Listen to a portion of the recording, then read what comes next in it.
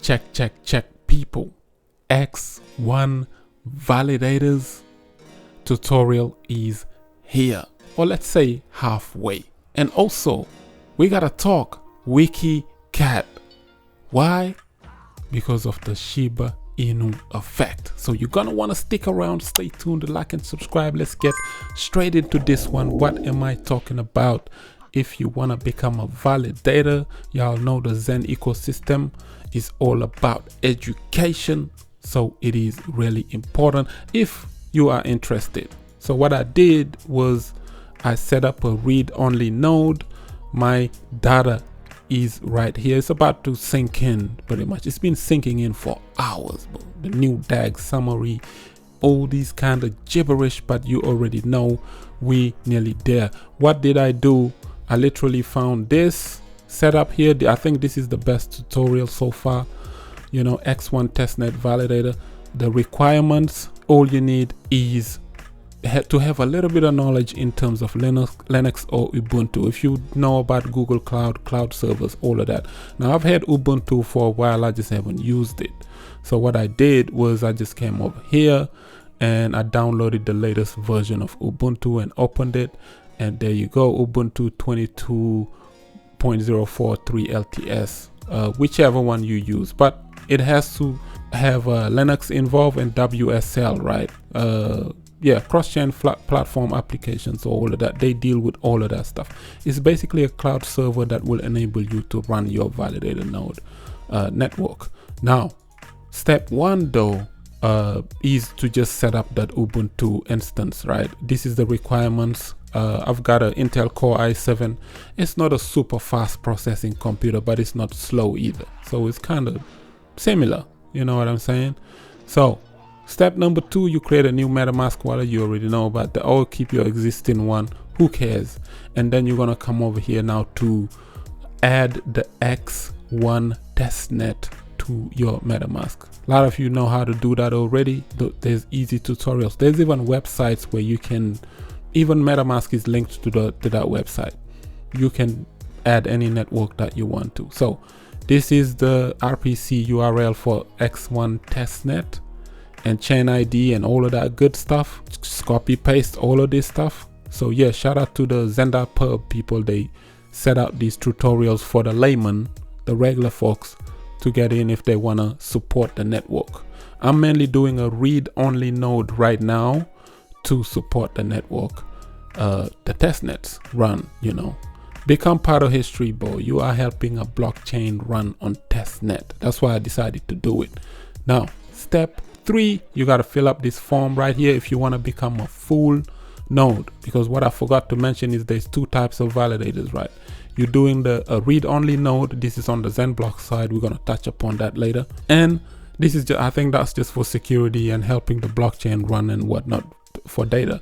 And also you can become a full validator node. To become a full validator node, you have to fill up this form, and then if they find you required or whatever, you get 100,000 testnet XN tokens. You need these 100,000 testnet tokens. You're gonna need them if you're gonna be running a full validator node, no matter where you are in the world.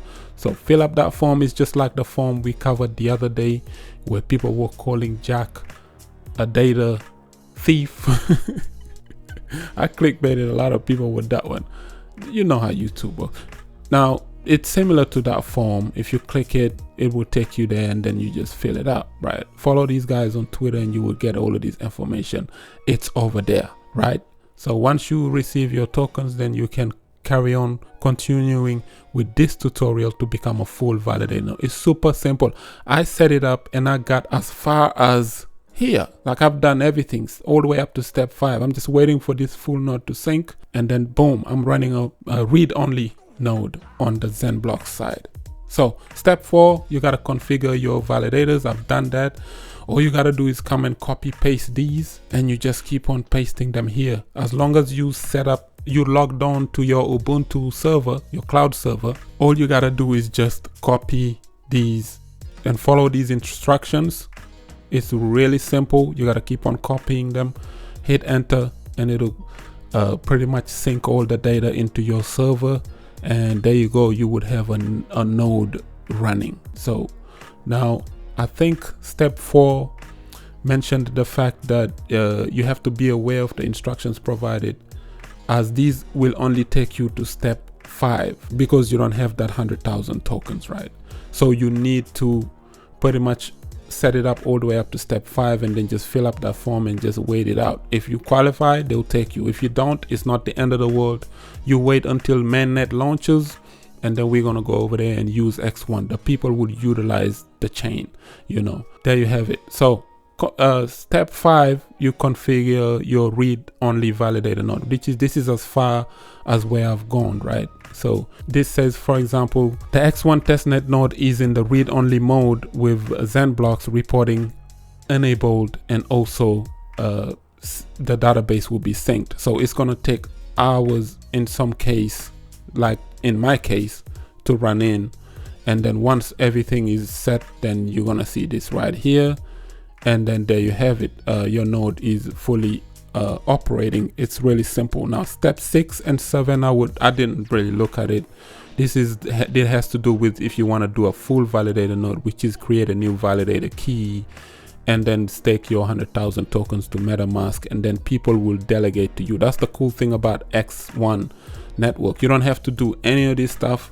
You can just delegate to any of these validators of your choice, you know.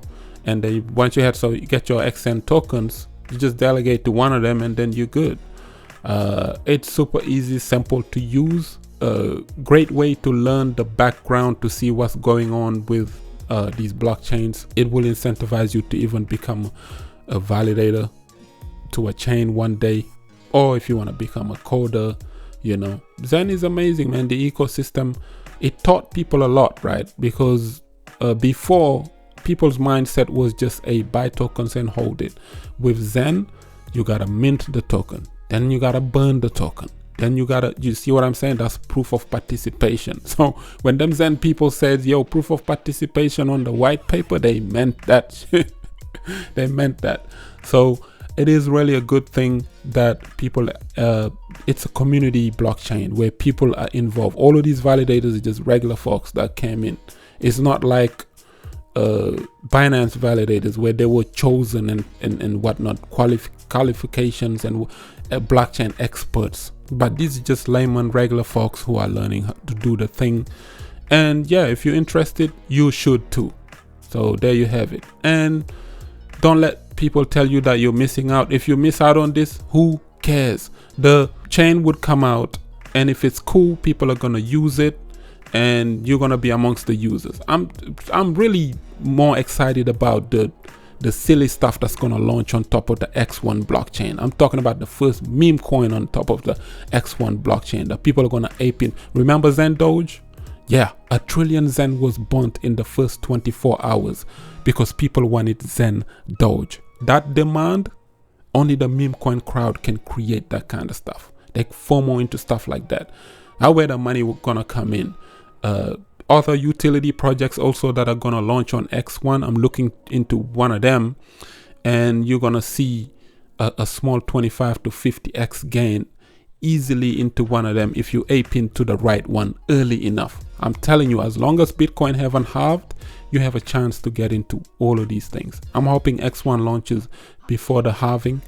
If it does, that'll be a blessing, because people are going to be able to ape in early in anticipation to the bull market.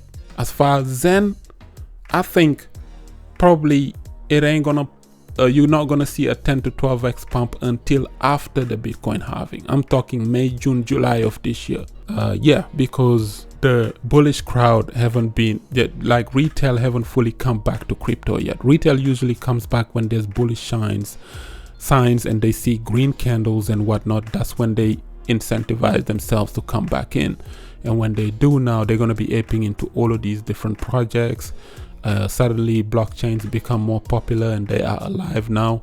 That's why you're going to want to position yourself. Now let's talk Wikicat. What am I talking about? It is up 800% since its inception. You don't want to see the day chart. You don't want to see the 7-day chart. It's bad. You don't want to see the 1 month chart or the 1 year chart.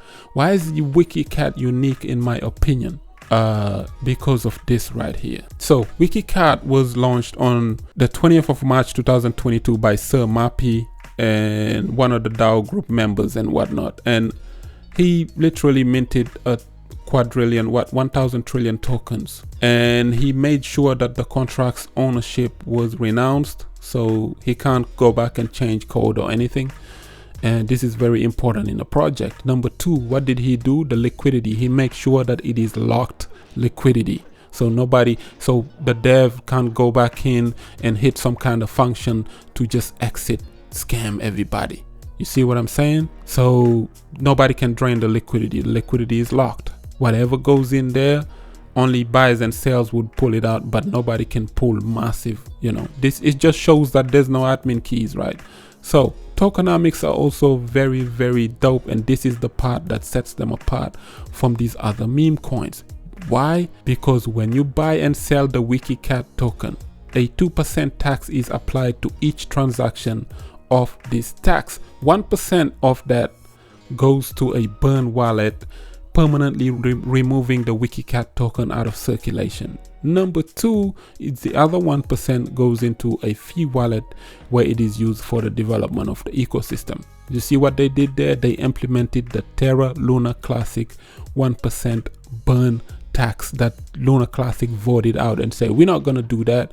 We're going to lose all our tokens. Well, these people took that idea. I think they come from the Luna Classic community, and they literally implemented it on theirs, and it is currently working. Now, why am I talking about Wikicat? Because we are on the 1st of January. I'm saying 1st of January. We are in January 2024. Back in January 2020, Shiba Inu was at these levels. 10 zeros, 8 zeros, 10 zeros, bro. And nobody believed in SHIB. But those who were buying it at these levels, they were buying billions, they were buying millions. They seen crazy amount of gains in 2021. Just exactly a year to a year and a half later, Shiba Inu took off, deleting 5 zeros. Literally half of the zeros were deleted. They were just eating up zeros and growing because of marketing. Now, Wikicat, imagine right now we're at 8 to 9 zeros. If it deletes 4 zeros, it is sitting at where pulsechain is sitting right now in terms of price. This is why these things are powerful. And the number one weapon, they said, is that 1% tax burn that they implemented. And they're hoping that through marketing and all this other stuff, they are going to pull this thing off.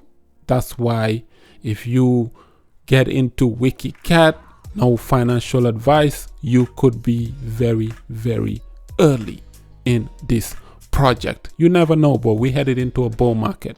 Things can pop off this year. Soon as Bitcoin halves, all bets are off, bro.